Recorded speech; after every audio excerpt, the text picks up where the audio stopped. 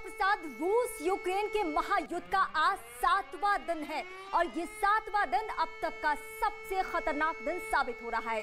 रूस की सेना यूक्रेन के कई शहरों में भीषण तबाही मचा रही है। यूक्रेन के खरसोन में सबसे भीषण युद्ध चल रहा है। रूस की सेना का दावा है कि उसने खरसोन को पूरी तरीके से अपने कब्जे में ले लिया है। इससे पहले रूसी सेना ने खार्किव को पूरी तरह से रोकते हुए वहां से police headquarter, supermarket, medical centre, oil tanker, हर जगह जबरदस्त हमला किया, जबरदस्त वार किया। इसके अलावा यूक्रेन की राजधानी कीव पर आज भारी हमला हुआ है और इन सब के बीच रूस ने पूरी दुनिया को झकझोर देने वाला बयान दिया है। ये बयान क्या है, ये हम आपको बताते हैं। रूस के विदेश मंत्री ने कहा कि रूस किसी भी कीमत पर यूक्रेन को परमाणु ताकत नहीं बनने देगा और तीसरा विश्व युद्ध होता है तो ये अब तक का सबसे विनाशकारी युद्ध होगा, क्योंकि ये विश्व युद्ध परमाणु युद्ध होगा। आखिर इन बयानों के क्या संकेत है? क्या वाकई पूरा विश्व एक बड़े संकट की कगार पे पहुंच चुका है? आज इन तमाम सवालों पर सबसे बड़े पैनल के साथ सबसे बड़ा संवाद होगा, लेकिन सबसे पहले एक रिपोर्ट।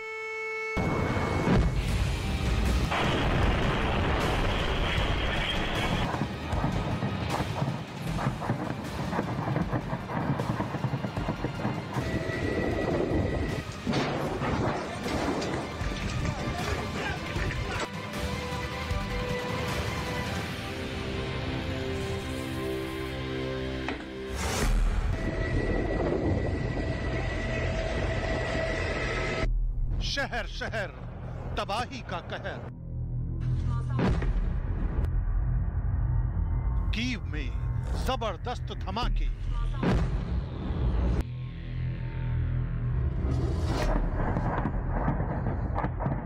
अटैक में खार्किव हुआ तबाह।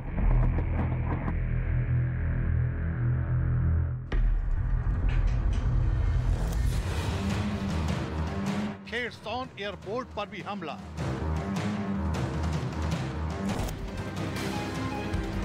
इरपिन पर रूस का बड़ा प्रहार।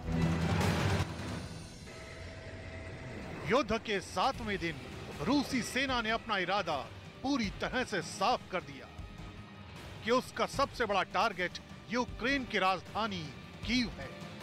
कीव पर रूस ने जोरदार हमला बोला। धमाकों से यूक्रेन की राजधानी दहल गई, लेकिन कीव पहुंचने से पहले रूस की सेना ने यूक्रेन के सबसे बड़े शहर खार्किव को रौंदते हुए उस पर कब्जे का दावा किया। खार्किव का police headquarter, supermarket, medical centre, oil tanker, हर जगह रूसी सेना ने बम और मिसाइल से हमला किया। इस बीच यूएन की रिफ्यूजी एजेंसी ने दावा किया है कि युद्ध में अब तक 136 नागरिकों की मौत हो चुकी है, जिसमें 13 बच्चे भी शामिल हैं। 400 से ज्यादा लोगों के जख्मी होने का भी दावा किया गया है। इस बीच यूक्रेन के राष्ट्रपति ने भी दावा किया है कि बीते 6 दिन में यूक्रेन की सेना ने 6000 रूसी सैनिकों को मार गिराया है। बड़ी संख्या में टैंकों को बर्बाद करने का भी दावा किया जा रहा है। उधर अमेरिका के राष्ट्रपति जो बाइडेन ने पुतिन को तानाशाह बताते हुए कहा है कि रूस को इसकी भारी कीमत चुकानी पड़ेगी। लेकिन इस वक्त का सबसे बड़ा सवाल है कि आखिर ये जंग कब तक जारी रहेगी। इसी पर सबसे बड़े पैनल के साथ आर पार में संवाद होगा।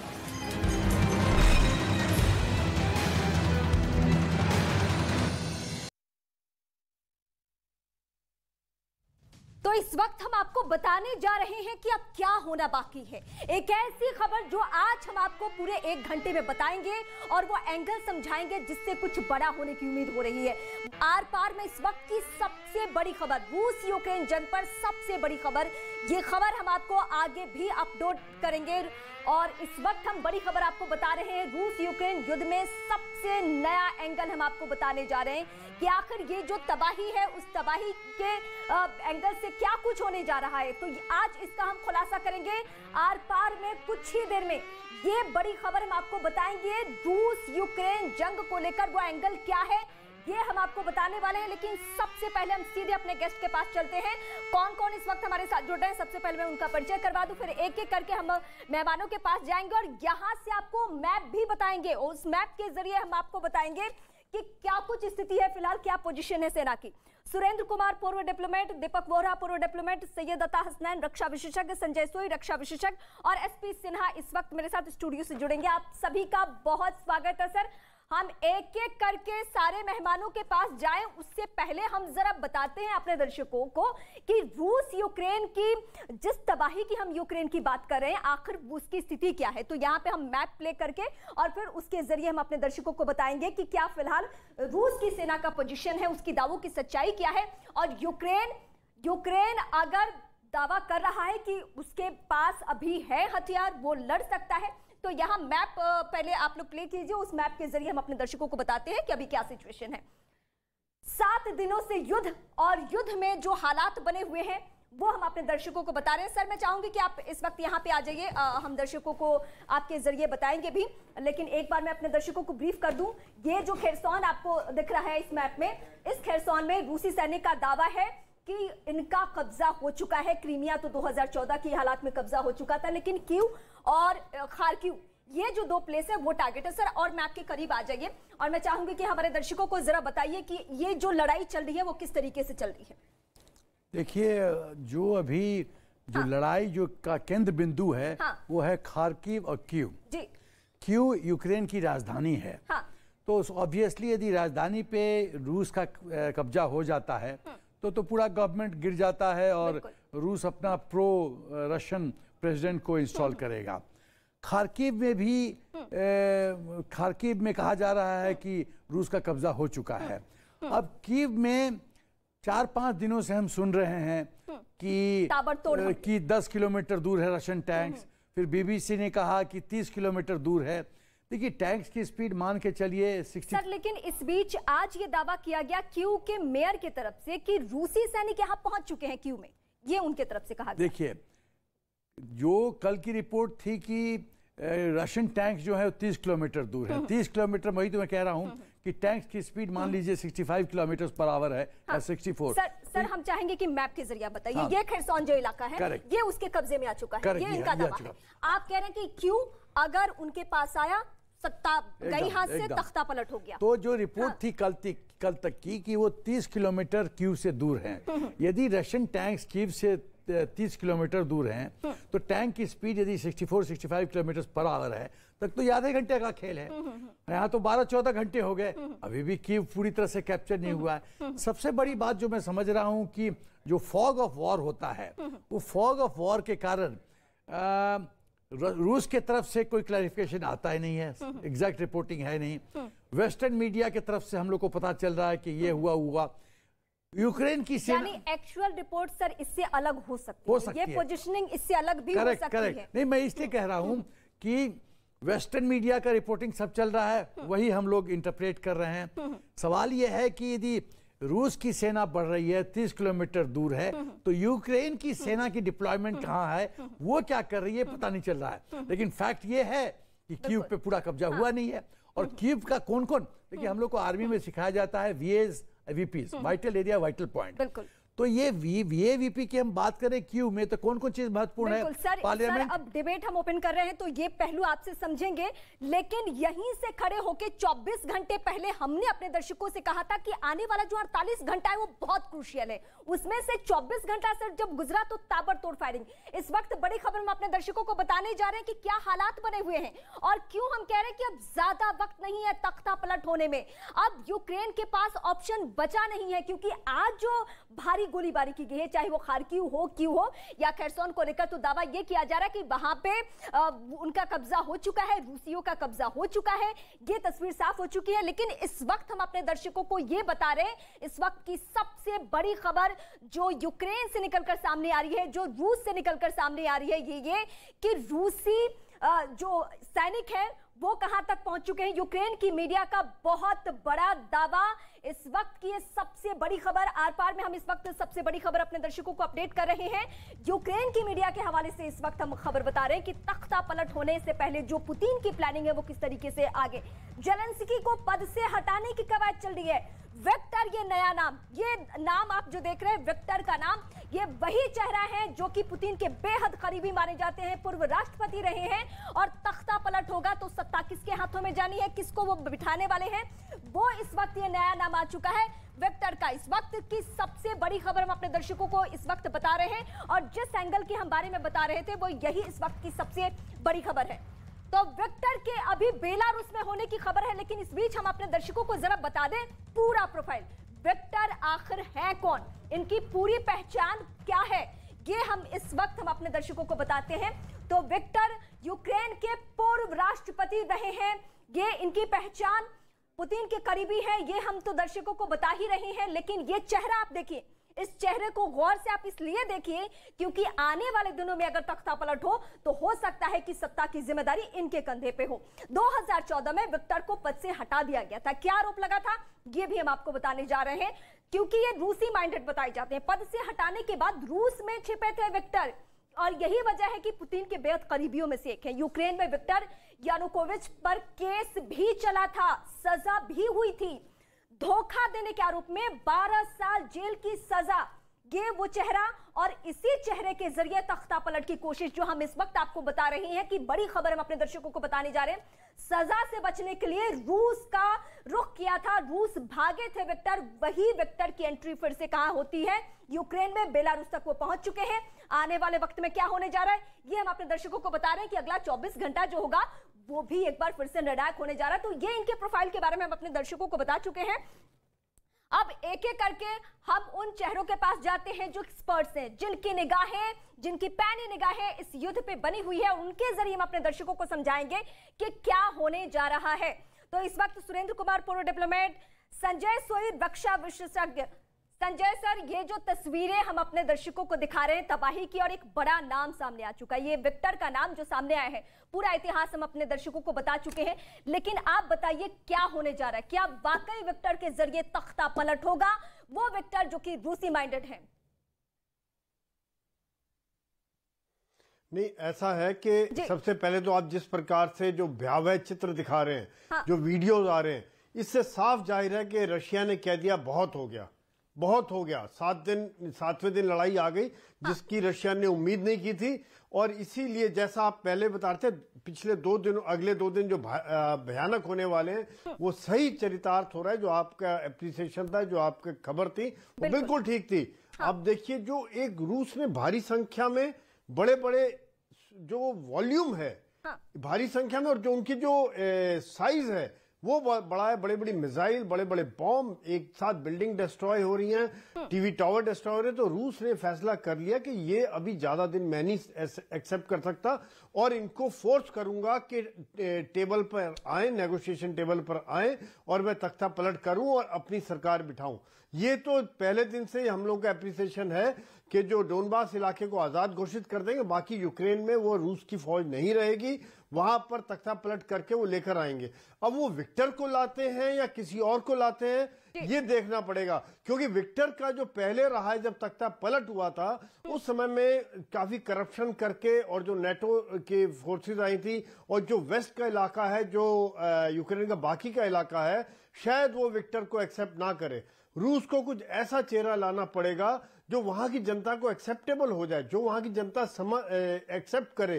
क्योंकि यही एक कारण है कि वहां तख्ता पलट के बाद जो उनकी सरकार रहे, इसी करके रशिया ने, आप देखेंगे, सिविलियन टारगेट पर पहले ज्यादा अटैक नहीं किए थे। चेहरा बदलना होगा, लेकिन अभी तो युद्ध है।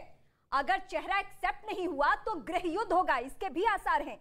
मैं सबके पास एक एक करके आऊंगी। सैयद अता हसनैन, रक्षा विशेषज्ञ। सर, मुझे भी आपसे यही पहलू समझना है कि एक जो नाम हम बता रहे हैं, और जो यहीं से खड़े होकर हमने अब से 24 घंटे पहले अपने दर्शकों को यह कहा कि बहुत बड़ा कुछ होने वाला है, वो वाकई हो रहा है। आज जो हमने देखे उसमें बिल्कुल इस बात से कोई फर्क नहीं पड़ा रूस को कि अगर किसी नागरिक की जान जाए तो क्या होता है, अगर हम किसी इमारत को गिरा रहे हैं तो क्या होता, कोई फर्क नहीं। उसको बस हर हाल में अगले 24 घंटे में तख्ता पलट करना है। इसकी पूरी तैयारी हो चुकी है।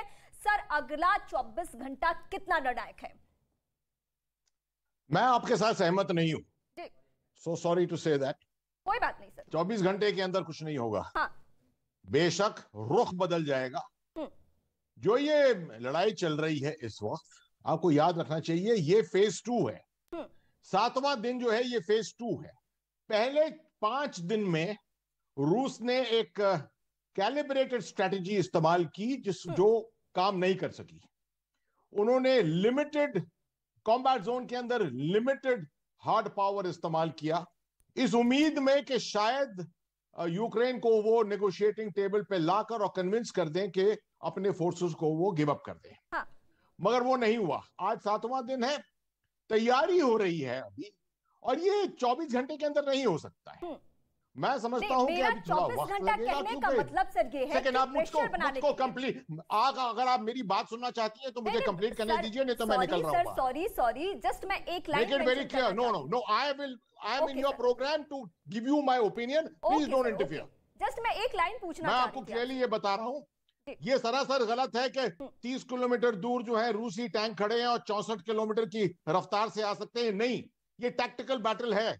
अब यहां पर टैंक जो है 4 से 5 किलोमीटर की रफ्तार पे चलते हैं। अभी आइसोलेशन होगा कीव का पूरा, उसके बाद इन्वेस्टमेंट होगा कीव का। ये रूसी टैक्टिक्स और भारतीय टैक्टिक्स तकरीबन एक ही है। उसके बाद एंट्री होगी कीव के अंदर। और अगर किसी हालत में आप देख रहे हैं कि जिस तरह से हथियार पश्चिमी देशों से हथियार आए हैं, अगर वो ही जैवलिन एंटी टैंक मिसाइल्स अगर पहुंच गए हैं, उनका इस्तेमाल हो रहा है, तो कीव के अंदर घुसना आसान नहीं होगा। खार्किव के ऊपर जबरदस्त तबाही होगी, नो डाउट अबाउट इट, मगर फिजिकल एंट्री इनटू खार्किव में नॉट बी सो इजी। मैं समझता हूं कि अभी भी स्ट्रीट बैटल्स हो सकते हैं। ये सब डिपेंड करता है कि लीडरशिप कितनी देर तक ये तबाही को सहने के लिए तैयार है। आज उन्होंने, आपने देखा कि खेरसन में उन्होंने गिव अप कर दिया क्योंकि डिस्ट्रक्शन बहुत ज्यादा हो रहा था, और उस वक्त जो है उन्होंने अपना आत्मसमर्पण कर दिया। ये कीव में भी हो सकता है और खार्किव में भी हो सकता है अगले 48 घंटे में। मगर अगर यूक्रेनियन लीडरशिप ने डिसाइड किया कि वो लड़ेंगे, वो अपने देश के लिए लड़ेंगे, तो ये लड़ाई काफी दिन तक छिड़ सकती है और तबाही बहुत हो सकती है, जाने बहुत जा सकती है।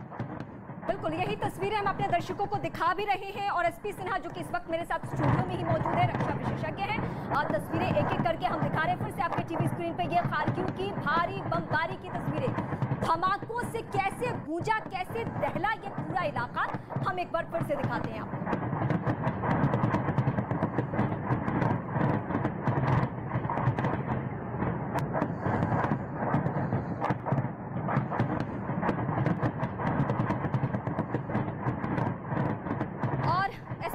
इस वक्त स्टूडियो में ही मौजूद है। सर, मुझे ये तस्वीरें आप भी देख रहे हैं, और जिसमें 24 घंटे का जिक्र करी थी। दरअसल रूस को भी मालूम है कि अब जो नुकसान होगा वो सीधे सीधे नागरिकों को होगा। बहुत हमने इमारतें गिरा ली, बहुत हमने इमारतों के जरिए प्रेशर बना ली, अब नागरिकों को नुकसान होगा, तो भी टेबल टॉक के लिए आज चर्चा कर रहे थे। और जो मैं दूसरी प्लानिंग अपने दर्शकों को बता चुकी हूं कि कौन सा चेहरा आने वाला है। लेकिन इस बीच मैं आपके पास आऊं सर, इससे पहले एक और बड़ी खबर, पीएम मोदी आज रात पुतिन से बात करने वाले हैं। भारतीय छात्रों को लेकर यह बातचीत होनी है, क्योंकि बहुत अग्रेसिव रुख है रूसी सैनिकों का। उस बीच छात्रों की सुरक्षा बहुत बड़ी चुनौती है भारतीयों के लिए, और यही वजह है कि आज पुतिन से बातचीत होनी है। और पुतिन से बातचीत के जरिए भी एक विकल्प तलाशने की कोशिश की, जो भी छात्र हमारे अलग अलग जगहों पे अभी भी फंसे हैं वो एक एक करके बाहर आ सके, बॉर्डर वाले इलाके में आ सके, और दूसरे देशों के जरिए जो पड़ोसी मुल्क है वहां के जरिए वो भारत सुरक्षित वापस आ सके। इसको लेकर एक बातचीत होनी है। इस बातचीत को लेकर क्या कुछ होता है इस पे हमारी निगाह है, कुछ ही देर में हम अपने दर्शकों को अपडेट करेंगे। लेकिन सर, एसपी सिन्हा सर, जो ये बर्बादी और ये जो तबाही हो रही है, अब सीधे नागरिकों की तबाही होगी। देखिए, रूस भी चाहता है कि आप आइए टेबल टॉक कीजिए, जेलेंस्की ने कह दिया सीज फायर पे बात कीजिए, तब आऊंगा। रीमा, पहले मैं अपने पॉइंट को क्लैरिफाई करना चाहता हूं, क्योंकि इन्होंने, किसी ने कहा है कि 64 किलोमीटर वगैरह वगैरह। देखिए, ये पीस टाइम में स्पीड है 64 किलोमीटर। 4 दिन से हम सुन रहे हैं कि 30 किलोमीटर के दूर पे आ गया। तो चलिए मान लेते हैं कि बैटलफील्ड में 3 किलोमीटर, मैं तो 2 किलोमीटर बोल रहा हूँ, दो बैटलफील्ड में 2 किलोमीटर पर आवर के स्पीड से चले, तो 30 का कितना मतलब, कितना 15 घंटा। ये तो 4 दिन से वही कहानी सुन रहे हैं। इसका मतलब है कहीं ना कहीं रेजिस्टेंस जो यूक्रेनियन दे रहे हैं, इसका वजह है से यूक्रेन का जो रशियन टैंक्स है वो सक्सेसफुल नहीं हो रहा है, पहली बात। दूसरी बात जो मैं कहना चाहता हूं कि मिस्टर पुतिन का मकसद है प्रेसिडेंट जेलेंस्की को गद्दी से उठा के फेंकना, भौगोलिक क्षेत्र पे कब्जा करना उनका एम प्लस है।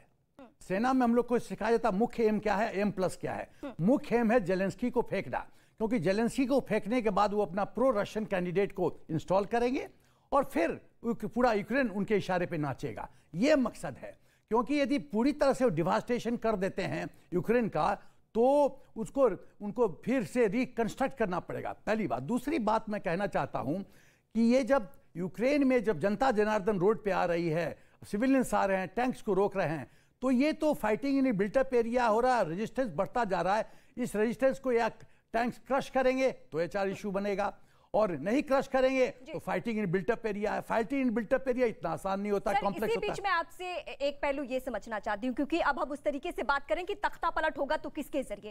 एक नाम अभी सामने आ रहा है, उनके बारे में कहा जा रहा है विक्टर बेलारूस में आ चुके हैं, लेकिन बेलारूस में जो पहुंचे हुए विक्टर को लेकर तो पहले ही यूक्रेन की जनता ने उन्हें खारिज कर दिया है, उनको लेकर नाराजगी रही है।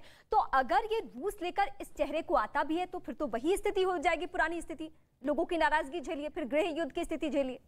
देखिए, मुझे लगता है जब एक बार किसी आदमी को आप इंस्टॉल कर देती हैं, चाहे वो पपेट प्रेसिडेंट क्यों नहीं हो, तो इतना आसान नहीं है उसको गद्दी से उठा के फेंकना। 2014 में इसी आदमी को फेंका गया था, उस समय माहौल कुछ और था, अभी माहौल कुछ और है। अभी अमेरिका का क्रेडिबिलिटी, विश्वसनीयता, अब उस पर प्रश्न चिन्ह उठ रहा है। जिस अमेरिका और नाटो के भरोसे पे मिस्टर जेलेंस्की ने ये बैटल ज्वाइन करने की कोशिश की, आज उनको नहीं लग रहा है कि वो लेट डाउन हुए हैं। कहां गया इक्विपमेंट सपोर्ट, कहां गया? नॉर्मली अब नाटो को अपना बूट्स ऑन द ग्राउंड लाना चाहिए था। आप यूक्रेन की सेना क्या रशियन आर्मी को फेस कर सकती है पूरी तरह से? क्या कॉम्बैट सक्षम है? नहीं। सर, मैं आपके पास आती हूँ। सुरेंद्र कुमार, पूर्व डिप्लोमेट, इस वक्त मेरे साथ जुड़े हुए हैं। सुरेंद्र सर, आपसे ये समझना है इस वक्त की, सबको मालूम है रूस का क्या स्टैंड है अपने मुल्क को लेकर और यूक्रेन को लेकर, उसकी क्या प्लानिंग है, और ये भी जेलेंस्की क्या अपने देश को लेकर चाहते हैं, ये भी सबको मालूम है। पश्चिमी देशों और रूस की इस लड़ाई में यूक्रेन पूरी तरीके से पिस गया, ये सबको समझ में आ रहा है, लेकिन आने वाला जो हफ्ता है वो कैसे गुजरने वाला है?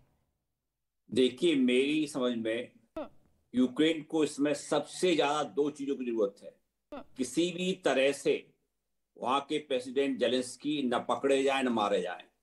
पूरे राष्ट्र को एक करने में, उसको प्रेरित करने में जो लड़ाई चल रही है वो सब जेलेंस्की पे से। यदि एक बार उनको पकड़ लिया या उनको मार दिया तो ये सारा जो है, सारा विरोध जो हो रहा है वो नहीं रहेगा। दूसरा, उनके लिए वक्त चाहिए। आज स्टेट ऑफ यूनियन में जो अब mister Biden, president Biden speech दिया है, और दूसरे लोग रूस के ऊपर ये तख्तापलट भले ही कर, रूस के ऊपर जो सैंक्शंस लगाई गई हैं वो इतनी स्ट्रिंजेंट है, इतनी स्ट्रिंजेंट, 6 महीने के अंदर रूस को इतनी कठिनाई होगी कि रूस के अंदर भी इसके लिए पॉलिटिकल टर्मोइल हो सकता है। बैंक पैसा नहीं निकाल सकते। अब शिपिंग एयरलाइन उनका सामान ले जाने तैयार नहीं है। शेल और BP हट रहे थे, टोटल एक्सॉन भी बाहर निकलने जा रहे हैं। तो आप बैंक से पैसा नहीं निकाल सकते, आप ट्रेड नहीं कर सकते, वो आपके एयरक्राफ्ट में फ्लाई नहीं कर सकते, आप बैठे रहेंगे वहां पर। रूस को जो कुछ किया है उसका खामियाना इसको बहुत ही महंगा पड़ेगा। यूक्रेन को दो चीजें, वक्त चाहिए। वक्त कैसे मिलेगा?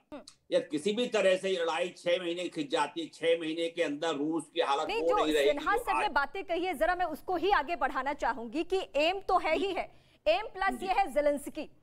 तो और आपने भी वही बातें कही कि टारगेट क्लियर है कि जेलेंस्की खत्म तो उसके बाद पूरी कहानी ही खत्म। यूक्रेन का फिर क्या भविष्य है वो तो रूस को तय करना है। मैं ये मान के चलता हूँ कि जेलेंस्की जो है उनको पकड़ना इतना आसान नहीं है। वो कहीं दूसरी जगह जा रहे होंगे। ये गुरिल्ला वारफेयर से एक बार ये तख्ता पलट कर भी रहे तब भी इसको मैं रूस की जीत नहीं मानता, क्योंकि ये जो है युद्ध बहुत चलेगा, गुरिल्ला वारफेयर होगा, बाद में रूस को इसका खामियाजा बहुत भरना पड़ेगा।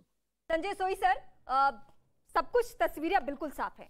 हम यही बातें बीते हफ्ते, एक हफ्ते से दोहरा रहे हैं कि रूस पीछे नहीं हटेगा, यूक्रेन अपनी ताकत के साथ लड़ रहा है, कुछ हथियार मुहैया कराए जा रहे हैं, लेकिन ये दूसरे के हथियार पे कितने दिन तक फायरिंग? ऐसा है कि जो रूस जिसकी जो सुपीरियरिटी है, हाँ, वो वाकई में इतनी ज्यादा है कि यूक्रेनियन आर्मी इतनी बहादुरी के साथ मुकाबला कर रही है। जो जेलेंस्की की लीडरशिप बड़ी खबर, रूस के विदेश मंत्री का बड़ा बयान, विश्व युद्ध हुआ तो विनाशकारी होगा, तीसरा विश्व युद्ध परमाणु बम से होगा। इस वक्त की सबसे बड़ी खबर, अमेरिका के इशारे पर न चले यूक्रेन, सीधा सीधा कह दिया गया प्रतिबंधों का सामना करने को तैयार। ये कहा गया है रूस की तरफ से। रूस के विदेश मंत्री का ये जो परमाणु बम को लेकर चेतावनी है, वो पहली दफा नहीं है रूस की तरफ से, ये तीसरी दफा है। तीसरा विश्व युद्ध परमाणु बम से होगा, ये किसने कहा है? रूस के विदेश मंत्री ने। अमेरिका के इशारे पर न चले यूक्रेन, ये एक बार नहीं बल्कि बार बार आगाह किया गया है यूक्रेन को लेकर। इस वक्त की सबसे बड़ी जानकारी यानी परमाणु हमले को लेकर, परमाणु बम को लेकर जो ये रूस कह रहा है, बार बार कह रहा है, एक बार नहीं, दो बार नहीं बल्कि 3 दफा कह चुका। क्या इसको हल्के में लेने की जरूरत है? सीधे संजय सुई सर, ये जो मैं पहला सवाल आपसे समझना चाह रही थी कि दूसरे के बंदूक से कितने दिन फायरिंग, उसके साथ ही साथ क्या अभी भी सिर्फ परमाणु बम को गीदड़ भभकी मारे या सच में ये कुछ होने वाला है?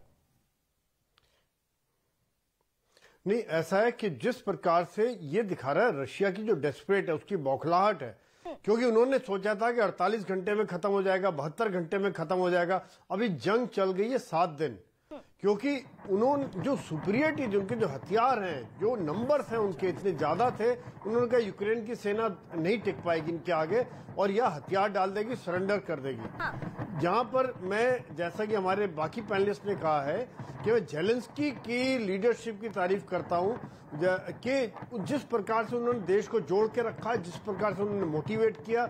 अमेरिका ने उनको बोला आप निकल के जाओ, वो निकल के नहीं गए। इसी को होते हुए, हालांकि उनके पास आज टैंक नहीं है ज्यादा, उनके पास एयरफोर्स नहीं है, नेवी नहीं है, लेकिन मैन पोर्टेबल जेवलिन और स्टिंगर मिसाइल्स के द्वारा वो मुकाबला कर रहे हैं, ड्रोन्स के द्वारा मुकाबला कर रहे हैं, हथियार दिए गए हैं, राइफलें हर एक सिविलियन को, उनसे मुकाबला कर रहे हैं।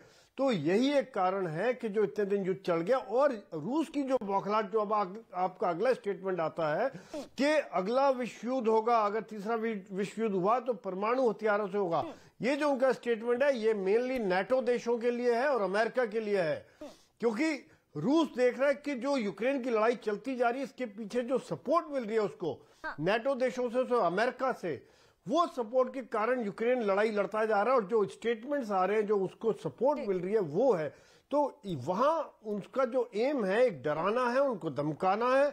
और ये बात अगर आपको ध्यान होगा, पुतिन ने पहले दिन से ही कहा था कि अगर किसी ने इन करने की कोशिश की या बीच में आने की कोशिश की तो उसको परिणाम भयंकर से भयंकर भुगतने पड़ेंगे। और ये बात बार बार रिपीट की जा रही है। सर, मैं आपके पास आती हूं। एसपी सिन्हा सर इस वक्त मेरे साथ स्टूडियो में मौजूद हैं। सिन्हा सर, जब शुरुआती वक्त में ये कहा जा रहा था कि रूस हमला कर सकता है, वैसे भी पूरी दुनिया को मालूम है कि ये लड़ाई तो यूक्रेन से है नहीं, भले गोले बारूद दागे जा रहे हो, पश्चिमी देशों से ये लड़ाई है, ये नाटो के लिए लड़ाई है कि भाई आपका दखल हमें नहीं चाहिए, पश्चिमी देशों का यूक्रेन में किसी भी तरीके से दखल नहीं चाहिए, क्योंकि इससे नुकसान किसको है? आने वाले भविष्य में रूस को है। लेकिन ये जो हम पहले भी उसको सीरियस नहीं ले रहे थे और रूस ने 7 दिनों तक लड़ाई खींच दी, रूस लड़े जा रहा है, और अब ये जो एक बार नहीं, 2 बार नहीं, 3 बार कह दिया कि परमाणु धमकी के लिए, परमाणु बम के लिए आप तैयार रहिए, अगर तीसरा विश्व युद्ध होता है तो हम ये इस्तेमाल करने वाले हैं।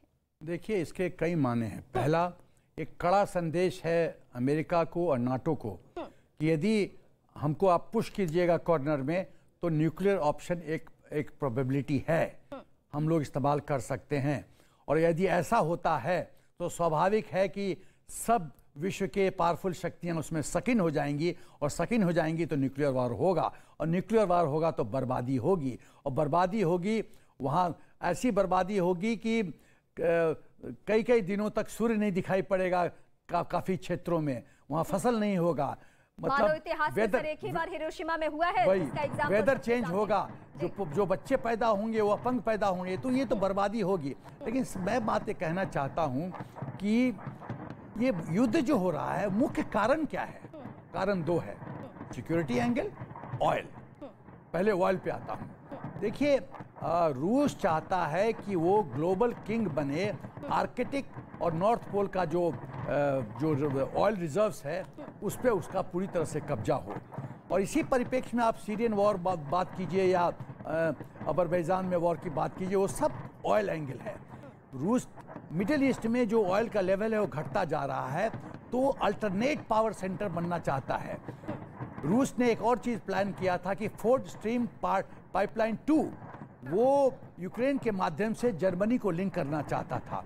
और यदि जर्मनी पूरी तरह, अभी 50% यूरोप का जो गैस का रिक्वायरमेंट है वो रशिया से जा रहा है, तो यदि जर्मनी का ये पाइपलाइन बिछ जाता तो जर्मनी स्वाभाविक है कि रूस के बहुत नज़दीक आता, तो नाटो इससे कमज़ोर पड़ता। ये स्ट्रेटजी अमेरिका ने समझ लिया और इसीलिए एक ऐसा वातावरण बनाया, उसमें MI6 भी, मिलिट्री इंडस्ट्रियल कॉम्प्लेक्स का भी हाथ है ये वॉर करने में। अब दूसरा बिंदु आता है सिक्योरिटी एंगल पे।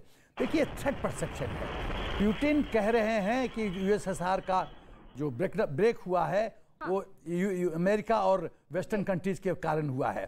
पुतिन समझते हैं कि यदि नाटो एक्सपैंड करके ईस्टवर्ड एक्सपेंशन करते करते उनके द्वार तक खड़े आ जाते हैं तो खतरा उनके द्वार तक आ जाता है। अमेरिका और नाटो समझ रहा है कि यदि यूक्रेन रूस के गिरफ्त में चला जाता है तो खतरा उनके द्वार तक आ जाता है। दोनों द्वार को पुश करना चाहते हैं। अमेरिका बातें सर, आप जैसे एक्सपर्ट से जुड़ के हमने अपने दर्शकों को बार बार बताया कि आखिर वजह क्या है। सुरेंद्र कुमार, पूर्व डिप्लोमेट, इस वक्त मेरे साथ जुड़े हुए हैं। मैं आपके पास सर आऊं उससे पहले बड़ी खबर, नेटो को रूस की बड़ी धमकी, यूक्रेन को हथियार न दे नेटो, हथियार देने पर अंजाम भुगतेगा नेटो। दरअसल ये रूस ने ये कहा है। इस वक्त की बड़ी खबर हम अपने दर्शकों को बता रहे हैं। नेटो को रूस की इस वक्त सबसे बड़ी धमकी, नेटो यूक्रेन को हथियार ना दे। पूरी लड़ाई ही इसके इर्द गिर्द घूम रही है, नाटो के इर्द गिर्द, पश्चिमी देशों के इर्द गिर्द। और अब एक बार देखिए, रूस एक बार फिर चेतावनी दे रहा है। पहले पश्चिमी देशों को, नाटो को परमाणु बम की धमकी, वो हर हथकंडा अपना रहा है क्योंकि उसको भी अपने भविष्य को लेकर, अपने मुल्क को लेकर उस तरीके स्ट्रैटेजी रखनी है और यही वजह है कि वो ये कदम उठा रहा है। तो इस बीच हम सबसे बड़ी खबर अपने दर्शकों को अपडेट कर रहे हैं, बता रहे हैं कि हथियार देने पर अंजाम भुगतेगा नेटो, क्योंकि ये लड़ाई और लंबी खिंचती जा रही है। जो सबको मालूम है कि ये रूस को भी नहीं पता था कि यूक्रेन के साथ उसकी लड़ाई इतनी लंबी चलेगी, 7 दिनों तक चलेगी। सुरेंद्र कुमार, पूर्व डिप्लोमेट, सर जो बातें सिन्हा सर कह रहे थे उन्हीं बातों को हम जरा और आगे बढ़ाते हैं। पश्चिमी देशों और खासकर अमेरिका का क्या स्टैंड था नाटो को लेकर, या यूक्रेन में उसको किस तरीके से दखल देना था, ये सबको मालूम है। रूस की यूक्रेन को लेकर, यूक्रेन की सीमा को लेकर क्या स्ट्रैटेजी है, ये सबको मालूम है। लेकिन कौन अपने मकसद में इस वक्त कामयाब हुआ है? देखिए, मैं ये मान के चलता हूं कि रूस ने इन्वेड करके बहुत बड़ी गलती की है। जो अभी सिन्हा साहब कह रहे थे, मैं बिल्कुल सहमत हूं। रूस जिस तरह के बयान दे रहे हैं वो सब बौखलाहट है एक तरह से। मैंने अपना एक आर्टिकल मेरा छपा आज में, उसमें लिखा है कि he seem to have lost his mind. जिस तरह से न्यूक्लियर वॉरफेयर नहीं हो सकता। आप वहां पर जाइए, बे ऑफ पिग्स के बारे में देखिए, क्रुश्चेव और केनेडी के टाइम पे देखिए, ये इस तरह से वॉर के ब्रिंक पे आते, ब्रिंकमैन से प्रेशर डाल रहे हैं। पर जिस तरह से मैं कह रहा हूँ बार खिंचता है तो इसमें नुकसान किसका? पुतिन का। ज्यादातर ऐसा होता है कुछ पॉलिसीज होती है जिसका गरीब लोगों को नुकसान होता है तो अमीर खुश होते हैं, अमीर लोग नुकसान, गरीब। ये पहली बार ऐसी सैंक्शन है जिसमें रूस के ओलिगार्क जो पुतिन के दोस्त हैं, जिनके डॉलर्स हैं, यार्ड हैं, मकान हैं, जगह जगह रहते हैं, उस तरह उनको, और जो ऑर्डिनरी रुसन है उसकी, दोनों की लाइफ में सैंक्शन असर पड़ता है। इस तरह की सैंक्शन है जिसमें ऑर्डिनरी रुसन को डेली रोजमर्रा की चीजें महंगी नहीं मिलेंगी और उनके ओलिगार्क को जो आने जाने का सब कुछ बंद होगा, उनकी इनकम बंद होगी। मैं समझता हूँ जितना वॉर खिंचेगा, पुतिन को बहुत ही राजनीतिक इसकी जो है परिणाम बहुत अच्छे नहीं होंगे और उनको ये धमकी देना तो आज बाज धमकी देते रहेंगे। जहां तक बात आती है न्यूक्लियर वॉरफेयर की, मैं मान के ये चलता हूँ न्यूक्लियर वॉर नहीं होगा। तो इतने बेवकूफ नहीं है वो। तो न्यूक्लियर वॉर में केवल उन्हीं का नुकसान है क्या? केवल कीव का नुकसान है क्या? यूक्रेन का नुकसान है? वो कहाँ जाएंगे? मैं ये मान के चलता हूँ कि ये धमकी है। और देखिए, न्यूक्लियर वॉर होगा तो आप देखिए सेकेंड वर्ल्ड वॉर में क्या होता। पर्ल हार्बर अटैक के बाद अमेरिकन से एंटर्ड, उससे पहले नहीं थे। पर्ल हार्बर था टिपिंग पॉइंट। ये किसी तरह का न्यूक्लियर स्टेप लेते हैं तो चाहे वो यूक्रेन जो है नेटो का मेंबर है या नहीं है, America will certainly step in, many country Europe will step in. तो वो मुझे लगता नहीं है धमकी ये नहीं होगा। जहां तक मैं, जैसे मैंने पहले, किसी भी तरह से ये जेलेंस्की बचे रहते हैं, इस तरह से वॉर खिंचता रहता है तो तख्ता भले ही पड़ जाए, बाद में हार जो है रूस की होगी। क्योंकि रूस के जो लोकल लोग जो यूक्रेन के बिल्कुल साथ नहीं है, इतना हेट करते हैं आजकल रूस को, कभी नहीं करते थे पहले। और जिस तरह के अत्याचार हो रहे हैं, लोग बर्बादी हो रही है, देखें 7 लोग जो बाहर जा चुके हैं, बच्चे हैं, लेडीज हैं, सबको जो इस तरह रिफ्यूजी का स्टेटस हो रहा है, इस सब का खामियाजा भरना पड़ेगा।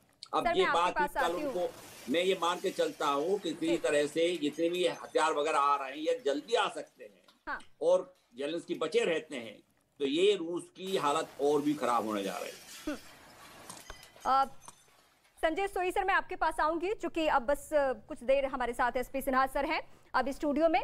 तो सर, मैं आपसे ये पहलू समझना चाहती हूँ, जिस तरीके से हालात बने हुए हैं, ये मालूम है आपने भी बहुत विस्तार से हमारे दर्शकों को बताया कि नेटो की वजह से एक भविष्य की स्ट्रैटेजी, एक रणनीति को देखते हुए रूस ने यह कदम उठाया, लेकिन क्या पश्चिमी देशों या नेटो का दखल यूक्रेन में ना हो?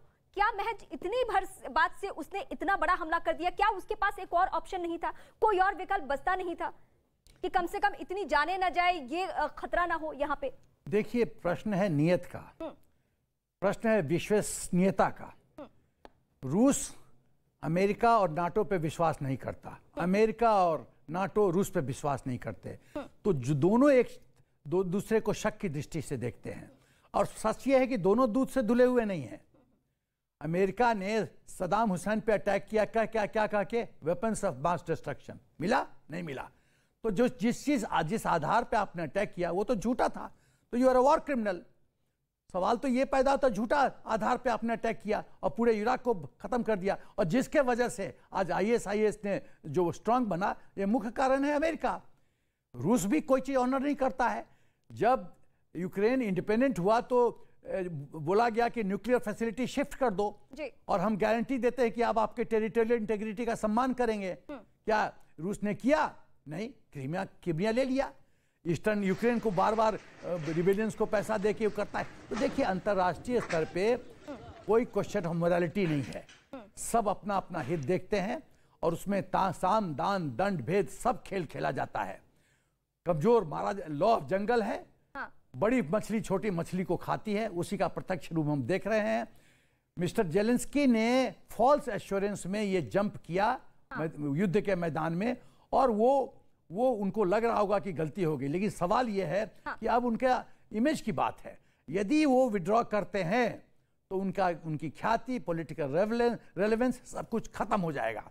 तो डू और डाई सिचुएशन है। एक और बिंदु, यदि भौगोलिक क्षेत्र को रूस कैप्चर भी कर लेता है कीव को, और मिस्टर जेलेंस्की कैप्चर नहीं होते हैं या मारे नहीं जाते हैं, तो एक पैरेलल रेजिस्टेंस फोर्स आप रिजर्व में है तो शांति नहीं आ सकती, जो लड़ते रहेंगे, जो विद्रोही हमने पैदा एकदम। और जब गुरिल्ला वॉरफेयर होगा और गुरिल्ला वॉरफेयर होगा और ऐसी लड़ाई होगी बिल्डिंग टू बिल्डिंग, तो फाइटिंग इन बिल्टअप एरिया है, अशांत रहेगा कहानी, तो कोई को फ्री रन नहीं मिलेगा, ये जंग चलता रहेगा।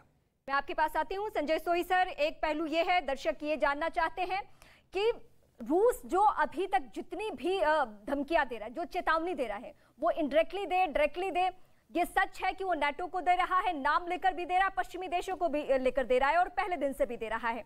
इस बीच जो पश्चिमी देशों के तरफ से स्टेटमेंट्स आ रहे हैं, यहां तक कि आज अगर मैं बाइडेन के स्टेटमेंट को कोट करूं तो उन्होंने कहा कि जो पुतिन है वो तानाशाह है और तानाशाह को इसकी सजा भुगतनी पड़ेगी। ये दोनों ही मुल्कों की लड़ाई में, दो ताकतवर मुल्कों की लड़ाई में, क्या यूक्रेन सीधे सीधे पिस गया? नहीं, बिल्कुल। इनफैक्ट अगर आप देखें कि जो दोनों वर्चस्व की लड़ाई चल रही है आज, अमेरिका और रशिया की, अमेरिका अपना प्रभुत्व बढ़ाता जा रहा है और रशिया अपना प्रभुत्व को कायम रखना चाह रहा है, और यही एक कारण है कि जो आज ये जंग हो रही है, आप बिल्कुल ठीक कह रही हैं यहाँ पर कि लड़ाई जो बड़ी पावर्स में हो रही है और भुगत रहे हैं उसको यूक्रेन के आम आदमी, वहाँ की सिविल पॉपुलेशन, वहाँ की जनता, वहाँ के बच्चे, वहाँ की औरतें। आज जो उन्होंने जिंदगी भर रह के कमाया होगा वो सब खो दिया है पिछले 7 दिनों में। आज शरणार्थी बनकर 7 लाख से ज़्यादा लोग पोलैंड, हंगरी, स्लोवाकिया, रोमानिया यहाँ पहुँच रहे हैं। उनको समझ नहीं आ रहा कि आगे क्या भविष्य होगा। अगर रशिया वहां पर तख्ता पलट करता है तो क्या वहां पर इसी प्रकार जंग जारी रहेगी, जैसा कि पहले ईस्ट यूक्रेन में रशिया सेपरेटिस्ट को सपोर्ट देता था, इसी प्रकार का पश्चिमी यूक्रेन में ये नेटो कंट्रीज सपोर्ट देते रहेंगे, जैसा कि मेरे जनरल सिन्हा ने भी बताया कि वहां पर इस प्रकार की जंग जारी रह सकती है जो रशिया सरकार बनाएगा। क्या वो सरकार कितनी सक्सेसफुल होगी, कितना उसका होल्ड हो पाएगा, रशियन आर्मी कितने दिन तक वहां रहना चाहिए, क्योंकि वो चाहते जल्दी से जल्दी निकले और वहां पर उनकी अपनी जो प्रो सेना है उनको लगाया जाए। मैं आती हूँ आपके पास, एक बड़ी खबर दर्शकों को जरा अपडेट कर दे। रूस यूक्रेन के बीच आज फिर बैठक होनी है। आज शाम हो सकती है बैठक, कुछ देर में हो सकती है बैठक। और यूक्रेन के हालांकि ऑफिसर अभी तक नहीं पहुंचे हैं। ज़ेलेंस्की ने इस बीच क्या कहा था? उन्होंने कहा था कि सीज फायर पे बात कीजिए, फिर मैं इस बैठक का हिस्सा बनूंगा, यानी उनके प्रतिनिधि हिस्सा बनेंगे। लेकिन क्या शर्तें अभी भी ज़ेलेंस्की मानेंगे? क्या रूस के तेवर में थोड़ी सी नरमी आएगी? ये सवाल सबसे ज्यादा अहम है। लेकिन अपडेट खबर ये है कि अब से कुछ ही देर में बैठक होनी है। यूक्रेन के ऑफिसर नहीं पहुंचे हैं, उनके पहुंचने का इंतजार हो रहा है। पहली बैठक के दौरान भी बेलारूस को लेकर यह नाराजगी थी कि बेलारूस में अगर बातचीत हो रही है, बैठक हो रही है, तो हम नहीं आएंगे। लेकिन बहुत वक्त गुजरा, फिर वो टीमें गई, वो प्रतिनिधिमंडल गया और बातचीत हुई।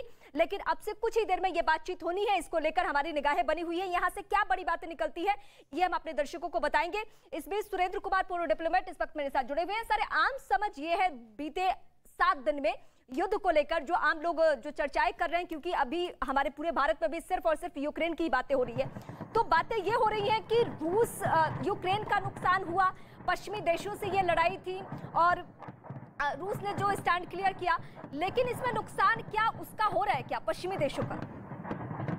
देखिए, पश्चिमी देशों का भी नुकसान, ये सैंक्शन सिर्फ लगती है तो सैंक्शन केवल उसी कंट्री के ऊपर इम्पैक्ट नहीं करती जिस पर लगती हैं। जैसे ऑयल प्राइसेस बढ़ेंगी, ऑयल प्राइसेस भुगतान हमको भी करना पड़ेगा, पहले से हो रहा है। यूएसए में प्राइस बढ़ गई, यूरोप में बढ़ेगी, तो तमाम जितने भी आने या सप्लाई चेन ब्रोकन हो जाती हैं, बैंकिंग ट्रांजैक्शन ब्रोकन हो जाते हैं। पर मैं एक और बताना चाहिए, जैसे बात हो रही थी, ये प्रॉक्सी वॉर है यूएसए और रूस के बारे में, अभी बात हो रही विश्वास की। आपको मैं 15-20 साल पहले ले जाना चाहता हूँ। एक अमेरिका के प्रेसिडेंट हुआ करते थे जॉर्ज बुश, उन्होंने कहा था एक बार पुतिन के बारे में, I have peeped in his soul and I find him a decent person। ये उन्होंने कहा था। ये डोनाल्ड ट्रंप कहते थे Putin is a very smart, clever person, intelligent person. ये तो लोगों के परसेप्शन चलते रहे।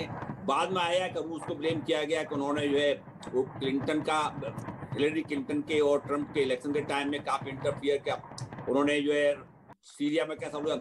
मैं ये मान के चलता हूँ कि रूस ने जो किया वो अच्छा नहीं किया, और जो मैं अभी बार बार इस बिंदु को लोग ज्यादा नहीं बता रहे, इसका जो इम्पैक्ट, इंटरनल इम्पैक्ट रूस में ऐसा होगा जैसा कभी नहीं हुआ।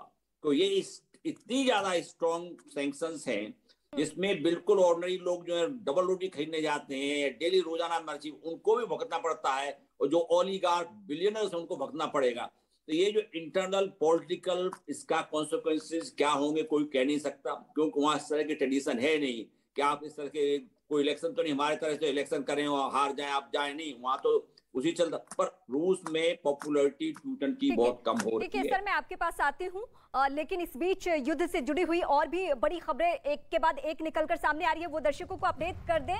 भारत सरकार की नई एडवाइजरी, एक बार फिर से खार्किव तत्काल छोड़ने का निर्देश दिया गया है। भारतीय छात्रों के लिए नई एडवाइजरी है कि आपको हर हाल में अब खार्किव छोड़ देना है रात 9 बजे तक, यानी आज ही रात 9 बजे तक हर हाल में छोड़ना है खार्किव, क्योंकि खार्किव खेरसॉन के बाद वो अगला टारगेट बन चुका है, जहां एक के बाद एक मिसाइलें दागी जा रही है, हवाई हमले किए जा रहे हैं। और आज पूरे दिन गोले बारूद दागे जाते रहे रूसी सैनिकों की तरफ से।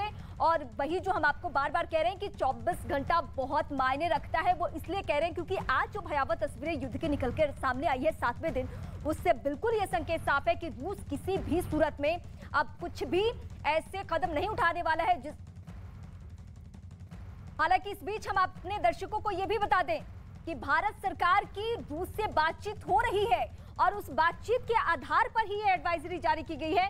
ये और महत्वपूर्ण है इसको इस तरीके से समझना कि रूस की प्लानिंग साफ है।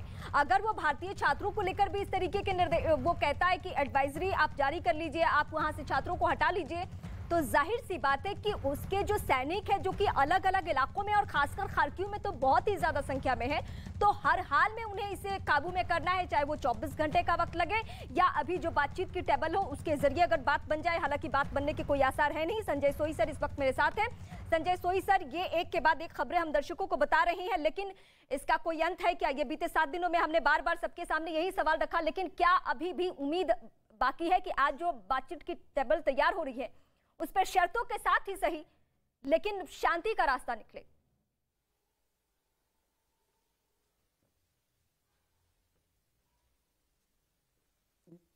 ये मेरे लिए सवाल, संजय सोई सर आपसे सवाल है। हाँ, तो ऐसा है कि जिस प्रकार से आप देख रहे हैं, दो चीजें यहाँ पे आप निकल के आई हैं कि जिस प्रकार से भारी बम्बार्डमेंट हो रहा है और उधर बातचीत के लिए तैयार बैठा है रशिया, और यूक्रेन कह रहा है कि अगर सीज फायर होगा तभी मैं बातचीत करूंगा। तो ये रशिया ने जो किया है पिछले 24 घंटे में और 48 घंटे में, ये इसलिए था कि आप आओ, नहीं तो बर्बादी देख रहे हो आप, ये नमूना देख रहे हो, इससे ज्यादा बर्बादी की जाएगी, इससे ज्यादा डिस्ट्रक्शन होगा, इससे ज्यादा आपको नुकसान होगा, इससे ज्यादा आपकी कैजुअलिटी होंगी। दूसरी बात जो आपने कही है वो बहुत इंपॉर्टेंट है, जो खार्किव में भारत के स्टूडेंट फंसे हुए हैं, उसके लिए भारत ने रशिया से भी बात की है। यहां पर मैं जब देखता हूं, ज्योग्राफिकली जब देखता हूं, तो खार्किव से निकलकर जाएंगे कहां, क्योंकि खार्किव से रशिया का बॉर्डर है 50 किलोमीटर, और खार्किव से अगर पश्चिम की तरफ जाते हैं तो वो तकरीबन 1500 से 1800 किलोमीटर पड़ जाता है।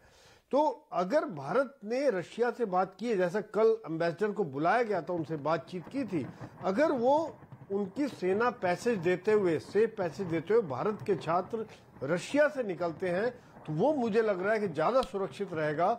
और ये मैं मैसेज आपके चैनल के थ्रू देना चाह रहा था कि जी सर, बोलिए बोलिए। तो ये जो मैसेज में जी,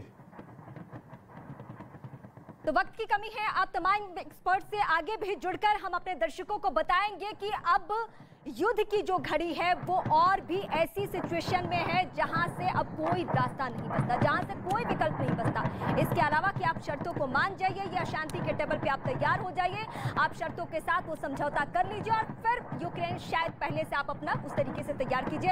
अगर आप नहीं मानते हैं तो अगला जो 24 घंटा होगा वो और तबाही के लिए काफी है, क्योंकि अभी ये मिसालें दी है रूसी सेना ने, खार्किव हो, कीव हो या खिरसोन हो, लेकिन अगला 24 घंटा क्या होने वाला है, हर एक वक्त पे हम आपको अपडेट करेंगे।